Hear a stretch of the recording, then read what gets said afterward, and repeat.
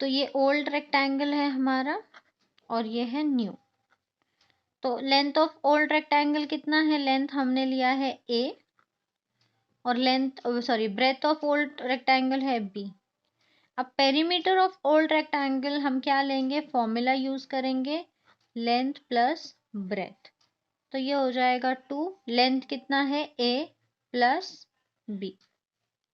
Okay, तो हमारा ये एक हमें मिल गया। ये है perimeter of old rectangle. Okay, अब हमें फाइंड करना है perimeter of new rectangle.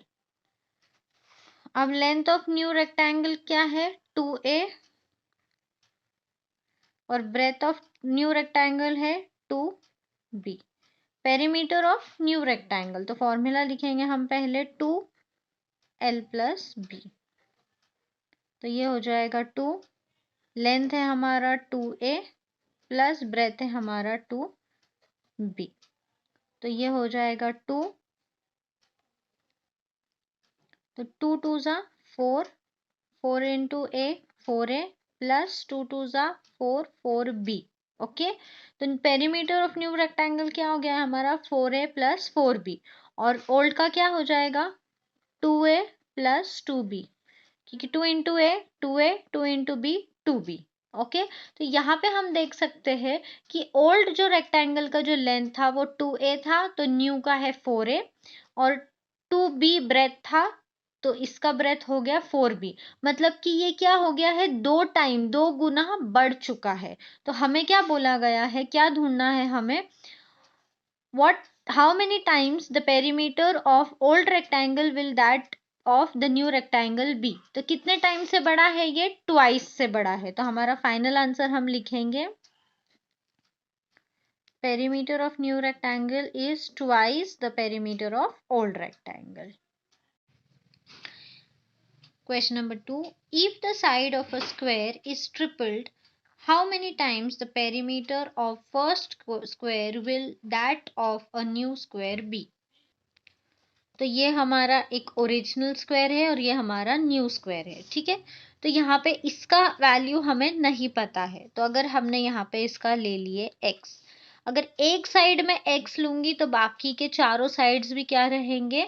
x रहेंगे। तो यहाँ पे हम लिखेंगे side of original square is equal to x। अब पेरीमीटर फाइंड करेंगे हम। Perimeter of square is equal to, formula क्या है? 4 इंटू लेंथ, मेरा पेन ही खत्म हो गया है। ओके, तो मेरा पेन खत्म हो गया पर पेंसिल है। तो length of one side. Okay, तो 4 into length of one side कितना है? x। तो ये हो जाएगा हमारा 4x। ओके, तो हमें ओरिजिनल जो स्क्वायर है उसका पेरीमीटर मिल गया। अब हम फाइंड करेंगे न्यू का। क्या बोला गया है हमें यहाँ पे? If the side of square is tripled, तो अब जब न्यू जो है अगर हम इसका ट्रिपल कर देंगे तो देखो इसका ओरिजिनल क्या है? ओरिजिनल क्या है? x है। ओके, इसको हमें क्या करना है? ट्रिपल करना है, मतलब कि 3। तो कितना हो गया न्यू स्क्वायर का? 3x। ओके, x इसका ओरिजिनल था और अभी हमने x को क्या कर दिया? ट्रिपल कर दिया। या फिर अगर हम इसे ऐसे भी करेंगे 3 इंटू एक्स, तो कितना हो जाएगा? 3x। ओके, तो ओरिजिनल जो था उसके साथ में मैंने 3 को मल्टीप्लाई किया। 3 को क्यों मल्टीप्लाई किया? क्योंकि यहाँ पे हमें ट्रिपल बोला गया है। तो 3 को मतलब कि ट्रिपल को ओरिजिनल साइड से मल्टीप्लाई करेंगे तो क्या हो जाएगा? 3x। अब हम यहाँ पे लिखेंगे, तो साइड ऑफ न्यू स्क्वायर कितना हो जाएगा? 3x। अब पेरीमीटर ऑफ न्यू स्क्वायर का formula 4 multiply by length of one side. तो 4 मल्टीप्लाई बाय 3x, तो ये कितना हो जाएगा? 4 3 ज़ा 12x। अब यहाँ पे अगर हम पेरीमीटर ऑफ ओरिजिनल स्क्वायर देखेंगे तो ये है 4, और पेरीमीटर ऑफ न्यू स्क्वायर देखेंगे तो ये है 12। तो कितना गुना मतलब कितने परसेंटेज से कितने टाइम ये बड़ा है, 3 टाइम्स ये बड़ा है। ओके, तो जो न्यू स्क्वायर है वो ओल्ड स्क्वायर से थ्राइस बिगर है। क्या है? थ्राइस बिगर है इसका पेरीमीटर। ओके, तो फाइनल आंसर हम लिखेंगे perimeter of new square is 3 times the perimeter of old square. Okay, third सम। अब देखो पेरीमीटर मैंने आपको दो फॉर्मूला बताया, perimeter of rectangle and perimeter of a square का। पेरीमीटर एक और तरीके से आप फाइंड कर सकते हो, जो भी फिगर आपको दिया होगा उसके जितने भी मेजरमेंट्स है सबको एक साथ आप ऐड करोगे तो भी आपको पेरीमीटर मिल जाएगा। ओके, अब यहाँ पे जो हमारे पास जो फिगर है ये एक प्लेग्राउंड का है और यहाँ पे हमें लेंथ दिया गया है हर एक साइड का। अब हमें फाइंड करना है इसका पेरीमीटर। अगर हम इस फिगर को देखेंगे तो ये जो पार्ट है ये छोड़ के ये आपको अच्छे से दिख रहा है कि ये लेंथ है और ये ब्रेथ है। रेक्टेंगल अगर ऐसा हो तो ये लेंथ होता है और ये ब्रेथ होता है, और अगर रेक्टेंगल वर्टिकल हो तो ये लेंथ होगा और ये ब्रेथ होगा। मतलब जो खड़ी लाइन होती है, जो लंबी बड़ी लाइन होती है वो लेंथ होता है और जो छोटी लाइन होती है वो ब्रेथ होता है रेक्टेंगल का। ओके, अब यहाँ पे ये लाइन और ये लाइन एकदम स्ट्रेट है, ये वर्टिकली स्ट्रेट है, ये हॉरिजॉन्टली स्ट्रेट है, मतलब ये लेंथ और ये ब्रेथ है। लेकिन इसका मेजरमेंट हमारे पास नहीं है। जो सीधी लाइंस है जिसमें कोई प्रॉब्लम नहीं है उसका मेजरमेंट हमारे पास नहीं है। हमारे पास किसका मेजरमेंट है? ये वाले पार्ट का। अब यहां से आप देख सकते हो कि ये जो पार्ट है ये निकाला गया है एक रेक्टेंगल में से। ओके, तो हमें क्या करना है कि ये दोनों पार्ट फाइंड करने के लिए इसका पहले मेजरमेंट हमें करना पड़ेगा। अब देखो ये 10 है फॉर एग्जाम्पल। ओके, एक एग्जाम्पल के हिसाब से मैं आपको समझा रही हूं। अगर मैं ये लाइन को यहाँ पे एक्सटेंड यहाँ तक कर दूंगी, ओके, तो ये जो पार्ट है ये 5 है, ठीक है। ये जो पार्ट है ये हमारा हो गया 5 सेंटीमीटर, क्योंकि देखो अगर मैं ये लाइन यहां से ऐसे बना दूंगी तो ये इतना, ये 10 है तो ये पार्ट हो जाएगा 10। ओके, तो ये हो गया 10 मीटर। और अगर ये पार्ट 5 है इतना, तो ये भी हो जाएगा 5 मीटर। तो ये टोटल कितना हो गया? 15 मीटर हो गए। ओके, ये 15 हो गया। अब ये जो पार्ट है ये हम एक्सटेंड करेंगे हमारे कन्वीनियंस के लिए। ये एक्चुअल में नहीं है लेकिन पेरीमीटर फाइंड करने के लिए हमने यहाँ पे एक डॉटेड लाइन बना दी। अब ये 10 है ये 5 है, वैसे ही यहाँ पे 10 दिया गया है और ये 5 है तो ये भी 5 रहेगा, 5 मीटर। तो ऑफ कोर्स ये भी हो जाएगा 15 मीटर। अब हमें ब्रेथ तो मिल गया। ओके, ये 15 है ये 15 है, ब्रेथ हमें मिल गया। अब हमें फाइंड करना है लेंथ। ओके, तो अगर हम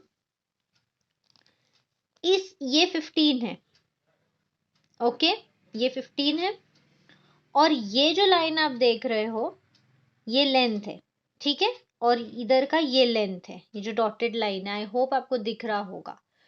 तो ये अगर 15 है तो ये डॉटेड लाइन भी 15 सेंटीमीटर हुई। ये एक छोटा सा रेक्टेंगल बन गया ना, यहाँ पे देखो ये ऐसा एक छोटा सा रेक्टेंगल बन गया ये पार्ट में। तो ये 5 है अगर, तो ये भी 5 रहेगा। ये अगर 15 मीटर है तो ये भी 15 मीटर रहेगा। तो ये दोनों लाइंस हो गई 15। ओके, अब 15 प्लस 15 कितना हो जाएगा? 15 प्लस 15 हो जाएगा 30। तो ये हो गया 30 मीटर। अगर ये 30 मीटर है तो ये भी कितना हो जाएगा? 30 मीटर। ओके, तो आई होप आपको समझ में आया हो। अगर आपको चाहिए तो हम इसे नेम्स कर कर भी कर सकते हैं, जैसे कि ए, ये पॉइंट हो जाएगा हमारा बी, कहाँ लिखूं, यहाँ पे लिख देती हूँ बी। ये पॉइंट हो जाएगा सी, ये हो जाएगा डी, ये हो जाएगा E F, okay, A B C D E F, और ये पॉइंट को हम ले लेंगे जी। अब यहाँ पे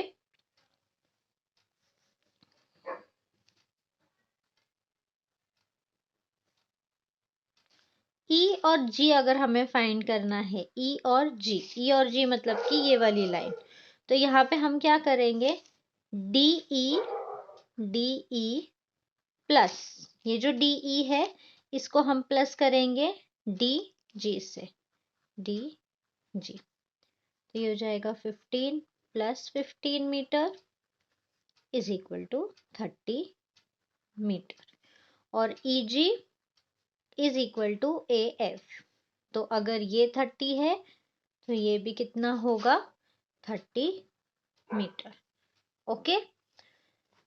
अब ब्रेथ देखेंगे हम, अगर हमें फाइंड करना है एफ ई, इसे भी हम एक पॉइंट दे सकते हैं एच, तो ये हो जाएगा F H plus H E, तो ये हो जाएगा हमारा 10 metre plus 5 metre is equal to 15 metre, okay. और F E is equal to A G, तो ये 15 मीटर है, तो ये भी कितना होगा, 15 मीटर, ओके। अब हमें दोनों लेंथ और दोनों ब्रेथ का मिल चुका है मेजरमेंट। अब हम फाइंड करेंगे पेरीमीटर ऑफ प्लेग्राउंड।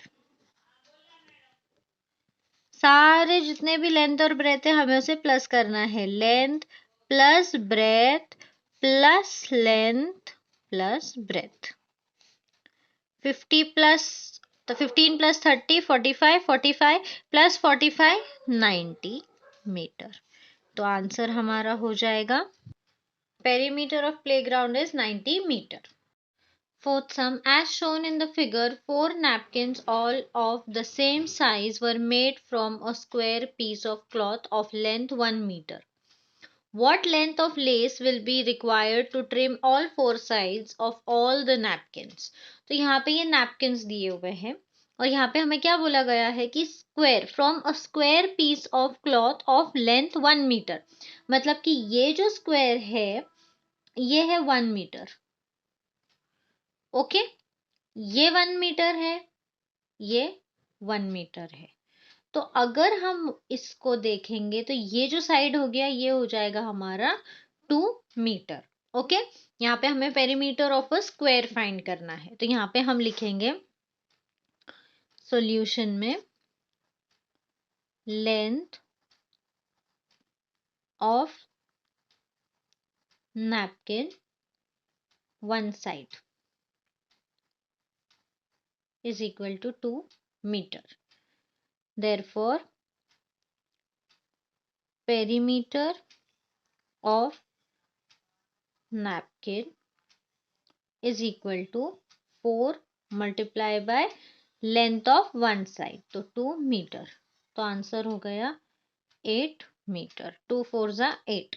अब ये हमें मिल गया। अब हमें क्या बोला गया है, to trim all 4 sides of the napkins, तो ये जो जितना भी है इसको लेस कितना लगेगा, 8 मीटर लेस रिक्वायर्ड होगा, तो यहाँ पे हम लिखेंगे the length of required lace, final answer हो जाएगा length required for lace is 8 metre, क्योंकि यहीं पे बोला गया है कि square piece of cloth of length 1 metre, तो एक स्क्वायर पीस जो है ये है 1 मीटर का, तो ये 1 मीटर, ये 1 मीटर, तो 2 मीटर, तो ये 2 मीटर को हमने एक साइड का ले लिया। अब ये 2 मीटर है तो ये भी 2 मीटर रहेगा, ये भी 2 मीटर रहेगा और ये भी 2 मीटर रहेगा, तो 2 इंटू 4 8 मीटर, तो कितना लेस लगेगा, 8 मीटर। आई होप आपको प्रैक्टिस सेट 44 समझ में आया हो। Thanks for watching my video, काफ़ी दिनों बाद आया है, तो प्लीज़ मेरे वीडियो को लाइक करना, अपने फ्रेंड्स के साथ में शेयर करना और मेरे चैनल को प्लीज़ सपोर्ट करना। Thank you.